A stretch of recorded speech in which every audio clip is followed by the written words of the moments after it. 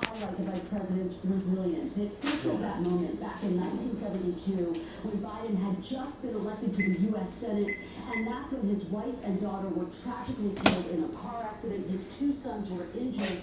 Biden went on to serve in the U.S. Senate despite his immense grief.